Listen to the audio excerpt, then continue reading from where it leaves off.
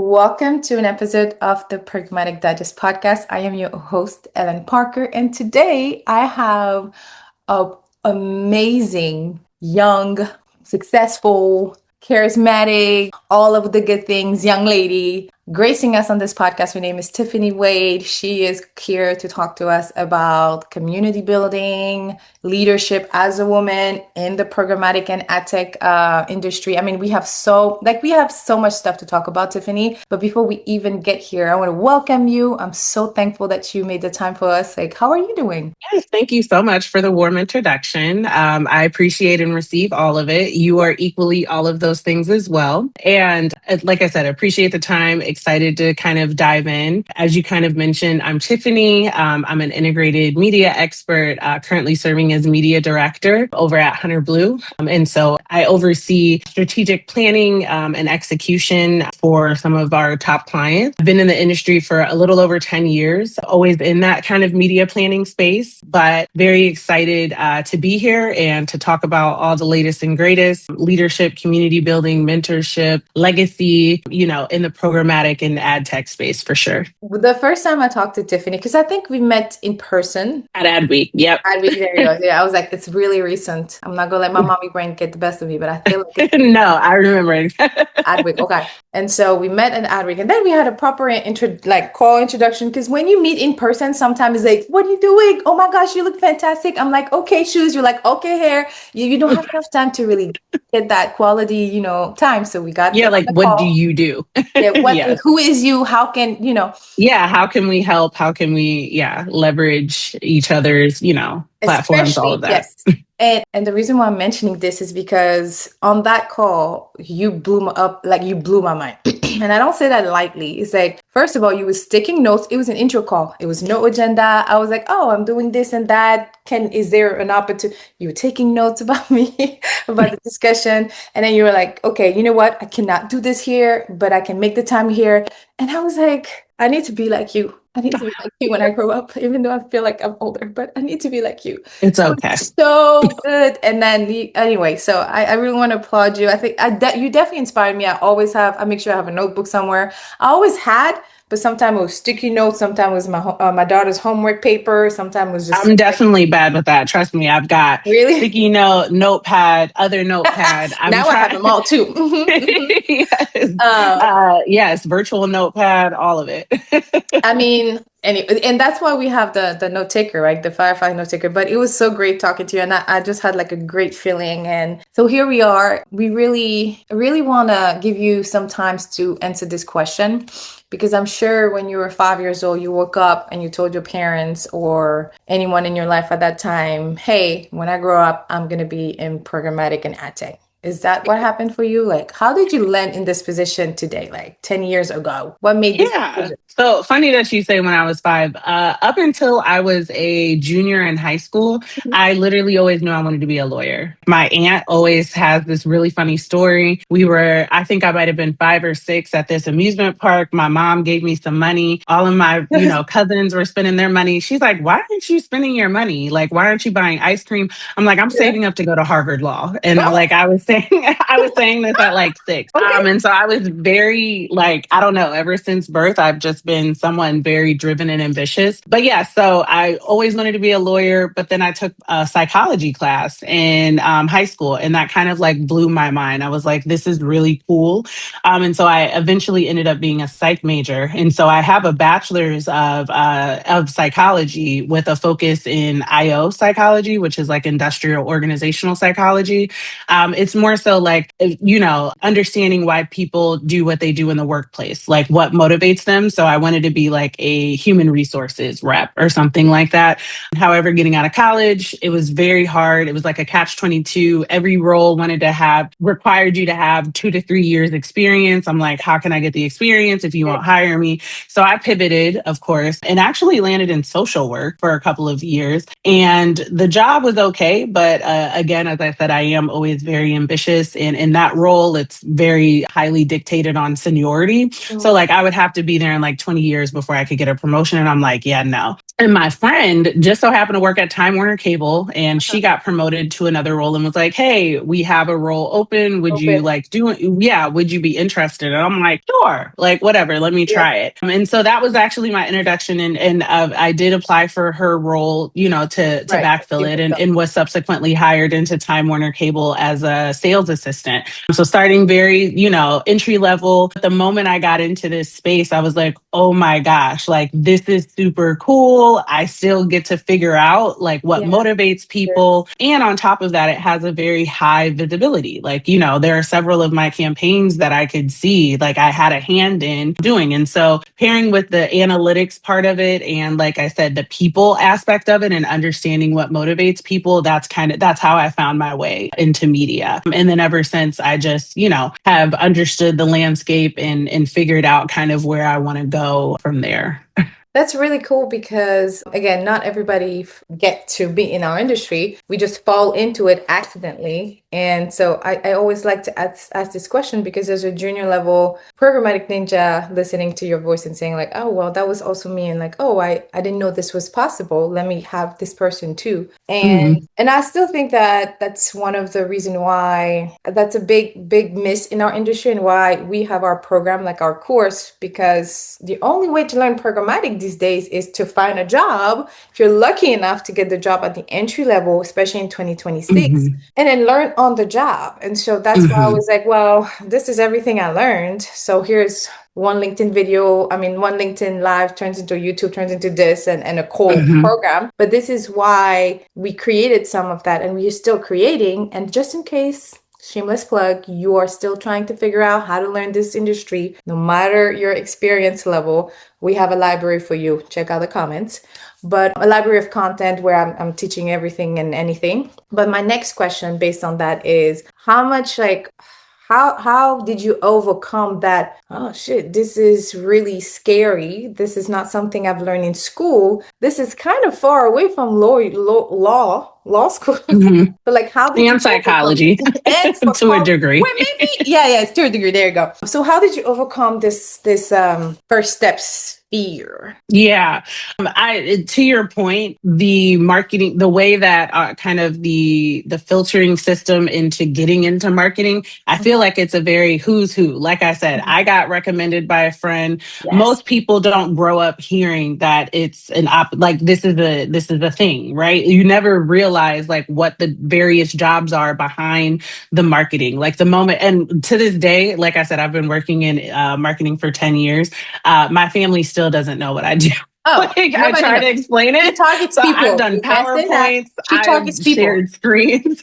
Yeah. Yes, and but the moment you say it, it kind of overtly goes to, oh, you do the creative, and then if you don't do something with creative, people in general, if you're not in the industry, people just don't understand it. Yep. So anyway, to your point, and it's a young person game. I feel like you do like marketing is very much, yes, you need to start at that entry level, and then like you said, get that on the training job, on the training Training club. type of training or experience. Once I found that passion, I was just really curious. So my curiosity led me to asking questions. I was very, like most people utilize their one-on-ones with their supervisor to talk about daily tasks. I was reading Ad Age, Ad Week, any type of, material that I could to have general, industry conversations and industry insights with my boss.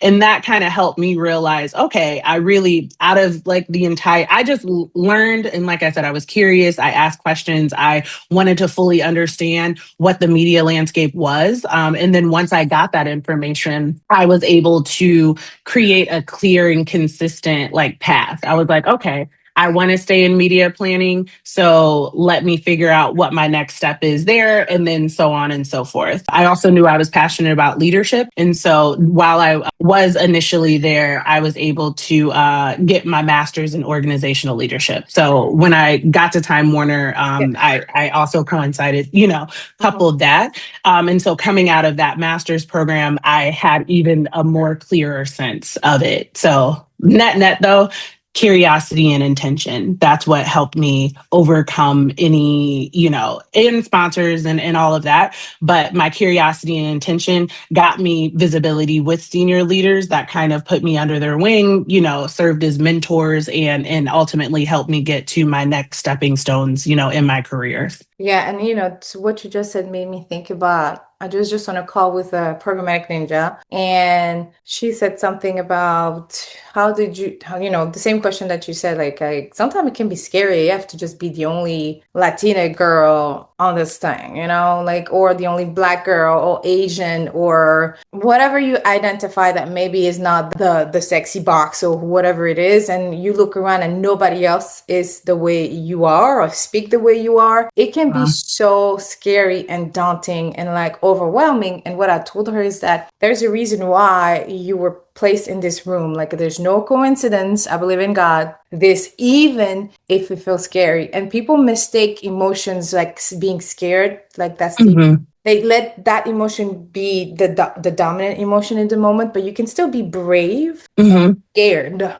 Yes, absolutely. And so if you choose to be scared more than brave, then you just have to recalibrate. But if you were put in a situation where you're the only one at the table, like, I want to encourage you to just be brave in this moment, because there's a reason why you're here. You're the only one today, but tomorrow there'll be 2. The next year will be 6. So everything that you do is bigger than us almost, because that's one of the things I wanted to ask you, and how mentorship has impacted your growth, your professional growth, because a lot of times we don't realize, like, you can be a mentor as you start a new job. You can be a mentor being 10, 20, 12 years, 10, 20 years into in a career. People mistake that mentorship means you're just getting started somewhere, but sometimes it's like you have to continue to have mentors and you have to give it back and have mentees in return. And so, like, how has mentorship impacted like this, your professional career? Yeah.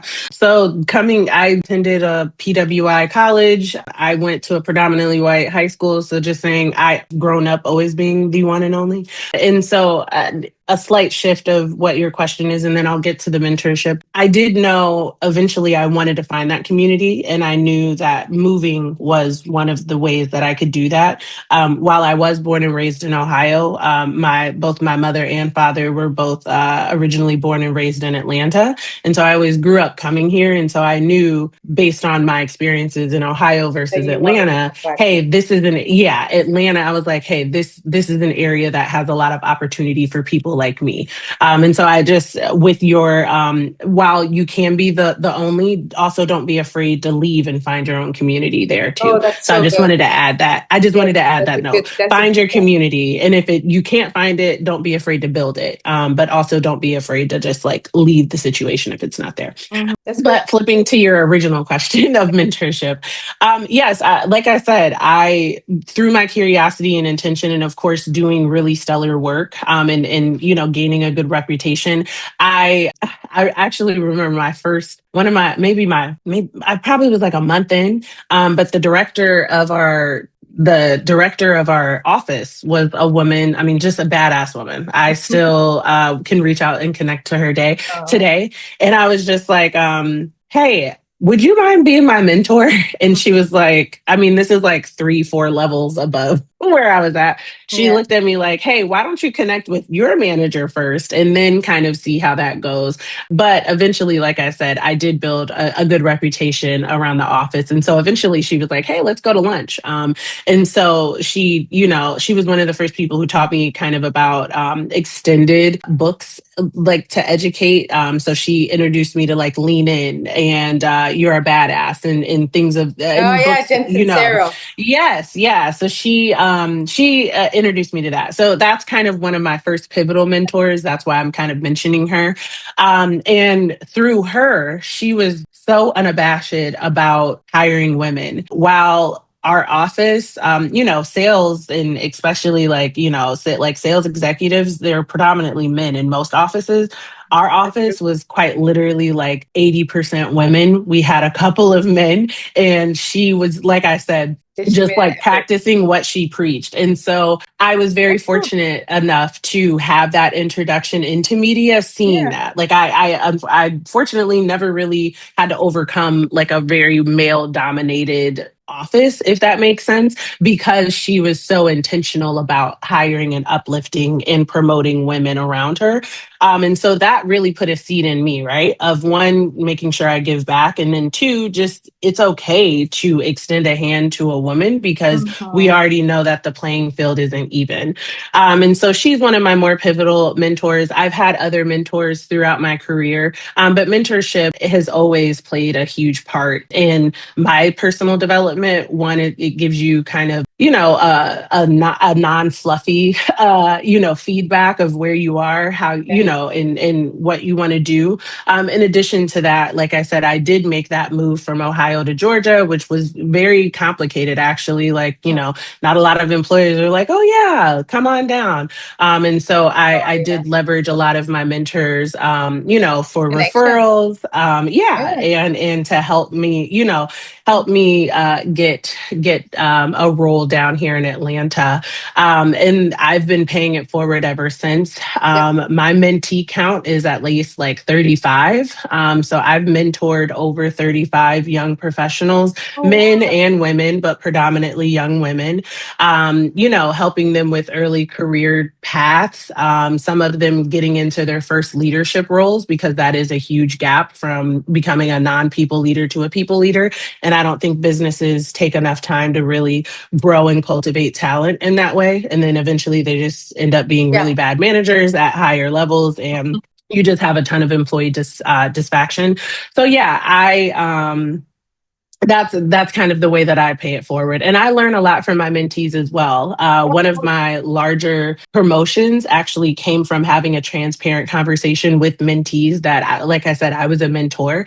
And we were just like, I was like, look, let's just be real. We all have goals. Like, where are your salary ranges at? I know it's taboo, but what's the worst that's going to happen? What am I going to do? Take your salary and live like you? Like, no, it's literally just information. But anyway, lucky enough, a lot of them were open to it. And so in that, I learned that I was actually severely underpaid. And with that information, I made the pathway and the decision that I needed to get what I was actually paid for. And so that just having that mentee relationship, I was able to increase, my overall quality of life. Love that. And like I said, that's information that was free, that that was equally exchanged. So just as much as I mentor, I absolutely can get information from my mentees as well. And then my ultimate satisfaction is just seeing them excel The and, best feeling. see them, yeah, follow them in their The journeys. best I'm feeling. like, shoot, if y'all, I want to see them go higher than me because I'm like, give me a Of job, course. shoot, you know what I mean? Mickey, Um, you giving me plugs. yeah, Like, don't forget me down here. don't forget me when So you make a.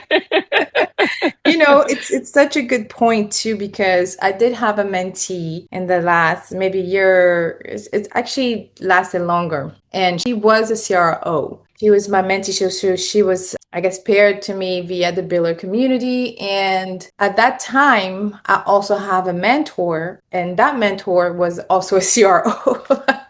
And so from both of these women, I was able to learn so much. But from my mentee in particular, she was over here asking me, how to build a consultancy, how can I monetize my skills, and she had really concrete goals. But everything she was pouring, I was like, can I do this too? Oh, is that how you increase your ROI by 12%? And I was taking notes, and I would tell her, I was like, at this point, you're a mentor to me as much as I am to you. And she's like, all I'm telling you is like how I'm doing my job. But I'm like, this is important information because it can be very lonely on this CEO consulting life sometimes. And you don't have, luckily, like I said, have a good, great support system in my family, including my husband. Number one, it's mhm, him, it's all him. But sometimes even with him, we look at each other and we're like, who can we call, And mhm, so when mhm, I was talking to this mentee and I made her realize, like, first of all, don't discredit all of this experience, so don't just discredit this compliment just because you think, oh, this is so easy. It's not supposed to be as hard. If it comes easy to you, then maybe you should also cultivate and grow that particular skill set and share it. And like you said. And so I did want to ask you, like, what's your definition of being a mentor for Mhm. the people listening?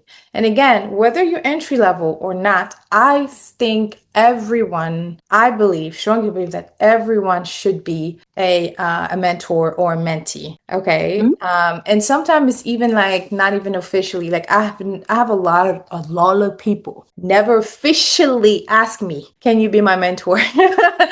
But very, very often they know how to reach me. They have my cell phone number, they have my email, they have my LinkedIn message, and they stay very active asking me things in those channels. And so sometimes it's okay to have that one person to always call. Maybe it's not officially that mentor, but at the end of the day, it's somebody that you can trust on. So maybe redefine mentors, what it means to you. Like, how can you be a mentor, a good mentor, and what should you look for in your mentor? Yeah. So I identify as a servant leader. That's my leadership approach. And so that's also how I approach being a mentor. I'm very like whatever it is that you want, I need, as clear and concise, even if the clear and concise statement is I don't know, that's still something, or I want to learn. So I let people dictate them. My definition of being a good leader and being a good mentor is empowering whoever I'm menteeing. And I empower them by making them self-aware so that they are clear and Right. concise in So good. what their path and purpose is. And then I simply provide the resources, the tools, or the people that I have within my network and within my grasp Yeah. to help them reach that goal. And so, yeah, that's ultimately how I lead. That's ultimately how I mentor. I always give the power back to them because ultimately you make or break how well this mentorship goes. And then if you're looking for a mentor, again, it's always going to go back to you. Mhm. What do you want? Who are Oh, yeah, you? that's so good. Yeah, what goals do you want and why, and just making sure you're understanding of your why. Is that why you want to get a promotion? Is that why you want to learn? Is that why you want to break into, another industry? And making sure that that aligns with who you're asking to be your mentor. Or to your point, like you said, I have had several unofficial mentees as well. And I've made myself an unofficial mentee as well, to a lot of leaders journey. It's building up Oh, yeah. familiarity, it's a relationship, and then it naturally turns into kind of like a mentorship. But it's never like dotted line, we're starting a mentorship. You know what I mean? At least Like when you on day get one. Yeah. yes, when you get a little more senior in your career, it's not that. But as you're in your entry levels, yes, there should be formal mentorship programs because, quite frankly, you don't have those skills yet to, feel comfortable building a Yeah. relationship with a senior leader. And so I think if you're early in your career, I think Yes. there are a lot, especially in marketing, there are a lot of various programs and communities that offer official mentorships, NAMIC being one, as I'm the president of the NAMIC Atlanta chapter. So we actually offer an official mentoring program. And there are tons of other organizations throughout the country and specific to my region as well that I know of. So yeah, I will say that that's that. And then your last point to, yes, I think at any career level that you're at, again, I know several, leaders in the C-suite roles, they absolutely get executive coaching. They absolutely have mentors that they still reach out to. Now, it may not necessarily be mentoring in the professional lens. I think, Yeah. like I said, you should always want to evolve. So it could be mentoring on writing a book or Yeah. creating your own community or something like that. And that's kind of where they're getting their executive coaching from. But net, there's still always something to learn. This industry is always rapidly evolving as it relates to programmatic, as it relates to AI, technology, what have you. And so there's always something to be learning, and there's always someone to be able to teach you that. And so yes, you should always be open to be a continuous learner. There's never anything that you can not not learn. I think you'd be doing yourself a disservice, honestly, with with our brain capacity. We have the capacity to continuously learn, grow, and evolve. And so you're doing yourself a disservice if you think, nope, I've learned that, and you just kind of stop. I've done this already. Mm-hmm. Yeah. I love, and actually one of my closing questions is going to be about community and the one you recommend. But before you even get there, I just want to tell the people again, just maybe louder for people in the back, like what you just said about mentor, like what to look for, like almost the benefit of mentorship. So you said self-awareness, which is super important. Like some people don't realize how good they are. Like some people, like I said, one of my mentee, like the mentee the most recent at least, I had to really tell her, like, hold on, pause. You just answered a question or pain point of mine that's like it's been, keeping me up at night. And so she was like, yeah, but I do this all the time. You don't do it? Like, I don't. I said, no. Like, this self-awareness is so good. Like, I'm like, at that point, I was like, hey, should I go and, and start reading a little bit more about sales books or something? But, or revenue building, excuse me. But so self-awareness. And then you said resources. And then you said networking, like network. Like these are the three things I also look for in my mentor. Although I've had some mentors that only were willing to do just the resource part of the mentorship and not so much like networking. I feel like finding a mentor, first of all, to me, my first reason why I wanted a mentor was I wanted to make a connection in your connect. Like I want you to introduce me to people, bring me to rooms that I feel really uncomfortable in where I can learn, right? But some mentors that I have had were not good at that. They were really like, no, let's learn this first. But with my experience, I understand now that, they also had some learning to do about how to truly give back and how to truly be a mentor. Still learn a lot. So as you're listening, whoever's listening, whoever this message is for, just be aware that if that mentor doesn't check off all these boxes, if they are good, maybe they just want to introduce you to their network and not do anything else, that's okay. That's still very valuable. It's okay to have more than one mentor. Don't go having 17. I don't think that that's the purpose, 17 of them. But I do think that I have a mentor or a coach, at least for marriage, for faith, for God, for, being a consultant. And then for revenue growth. That was a big thing in the last 3 years for our consultancy. Like, how can we triple our numbers? And so just take don't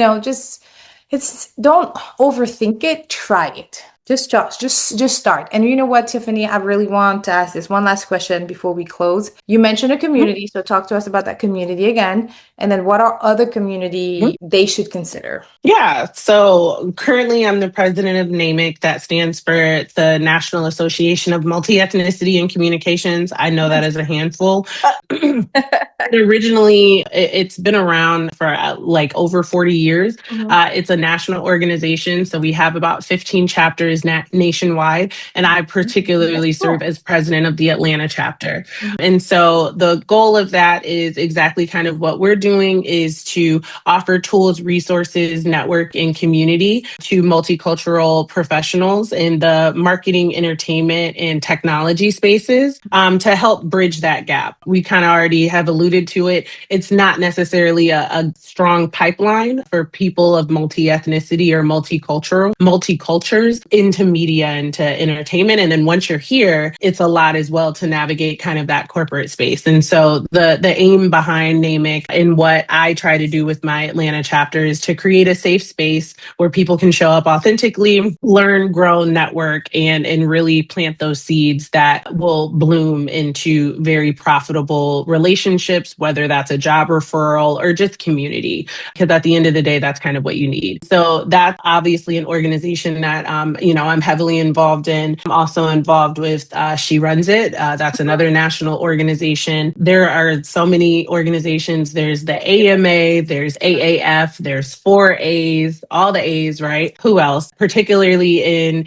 the Atlanta area, Janice Middleton leads a community called First Not Only. So I also participate in that. And that's a similar group of like-minded women just going out and doing, fun networking activities activities and just, again, growing and cultivating community. I'm also a part of our Third Place. our third They're place. nationwide as well, where where they just go and host dinners. But a good thing Just about that dinner. is, like I said, they are national. So if you're in New York, you can attend. If you're in Atlanta, you can attend. Miami, so on and so forth. And so those are just a few of the organizations. But I think if you're younger, or like maybe in college, definitely defer to your student services organization. But up and coming, also looked at in a lot of these organizations I heard of because of my employers. A lot of corporate sponsorships have. That's how I found out about it. Namix, she runs it, so on and so forth. And so those are the particular organizations that I have been a part of in some way or the other. There are a ton of other organizations out there. And so, like I said, I just encourage everyone and I just listed a whole boatload of organizations, right? But I do actively participate in the majority of them that I listed. And so I'm just saying all of that to say it's okay, just how you said it's okay to have more than one mentor. It's also okay to be a part of more than one community. They all serve a different space and a different reason, and like I said, a different part of your journey. So don't be afraid to be a part of multiple organizations or have multiple mentors. But yeah, community building is something that I absolutely love. I enjoy it. I don't think there's a community that I'm a part of that I can't not volunteer to be a leader in. And so for the most part, that's how I end up Let me ask you. also being in a leadership role. You said that. I love it. But let me ask you this. In college, were you part of like multiple student organizations? I was Me too. actually a student mentor. When I was in my sophomore and junior year, I actually Mhm. mentored first year college students through our multicultural office. Yeah. And then I served officially as like a peer mentor. And then I was also, I have a minor in Spanish. And so I was also a part of a program to help other people of other native languages learn English. And so it was kind of vice versa, so that I could practice my Spanish and they And could then learn they their can learn English. English. Yeah. That's cool. That's cool. Yep. Yeah, I Oh, also in high participate. school, I was also, Oh, I were you was in? Yeah, I also definitely participate in regional vice football. president of stuff, and Yeah. yeah, all Good of thing. the things. Yeah. No, I was just curious because somebody made the comments like the students that are more likely to get it, to get involved in organization, like student-based organization, even if it's just one, are the Mhm. ones that are going to be part of those groups. But I wanted to, I told the person like, I don't know if that's realistic to just say because the next generation is involved is different. Like this new Yeah. generation that's coming, they're really intentional. They participate. They even like volunteer on their own. I mean, Hmm. it's going to be super different. They're definitely going to set the bar even higher. Hmm. Good. So, I mean, this interview is definitely something I needed today because it can be extremely tiring and draining sometimes when you pour so much into others. And then at the end of the day, Absolutely. you're like, I still have all of them. So maybe leave us with maybe a word of encouragement for those people that are in situation where they're pouring so much more and also we have not mentioned anything, and I promised myself I wasn't going to say anything about the current state of the United States of America and our politics.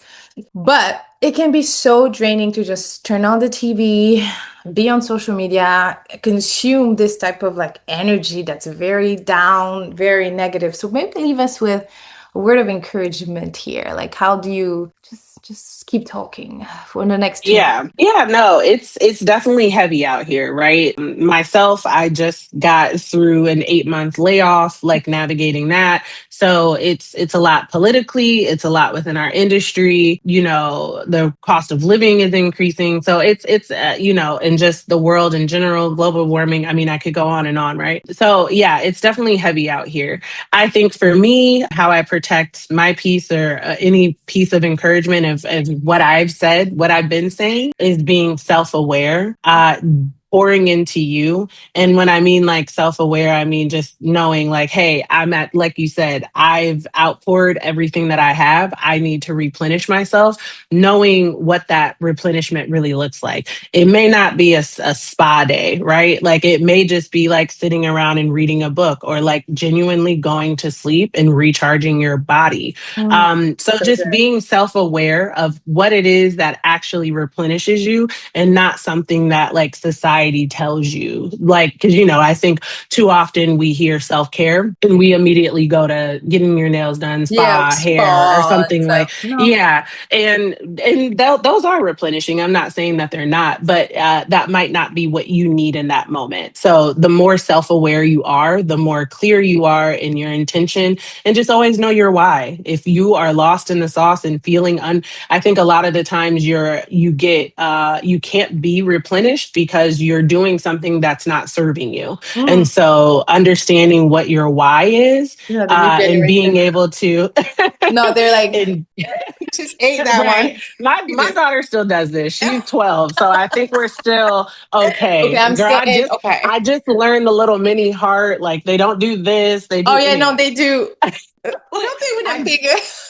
I can't. And then the 6, 7, all of the Oh things. no. I don't know. I'm I'm cutting old. that out of the video because I don't want no parents to text me after this or drop me my DM. But But yeah, all too often, if you're not being replenished, it's because you're not following your why. yeah. And so anything that you're doing, just make sure that you're able to connect it to why am I doing this, and why is this serving me, and how is this getting me to the next level. Oh So my that God. is kind So of good. what I would say. I mean, there's no better way to end this whole conversation. I could ask you a question for days. I literally had three other questions, but I want to honor your time. Tiffany will be back because I do want to ask you about your technical skill set that you develop over the years being in sales and then integrating media planning. So Tiffany will be back on the podcast, but in the meantime, you're more than welcome to reach out to you via LinkedIn, right? Yeah. Yes, absolutely. I'll share my LinkedIn post, And all or of the my LinkedIn communities. profile. Yes, all of the communities. Honestly, if you follow me on LinkedIn, you'll see me post about all of those various communities, either in my profile as a mentor or just in my general post. Because, sharing is caring. And so, like I said, if something works for me, I'm always just wanting to help improve the lives of others and give them the tools and resources that I have too. Because That's why so good. not? That's so good. Happy people make for a happy world, right? I agree. I definitely agree. But thank you so much, Tiffany. Thank you so much, Aline, for having me. I so appreciate it. This was a great chat, and I look forward to being back on.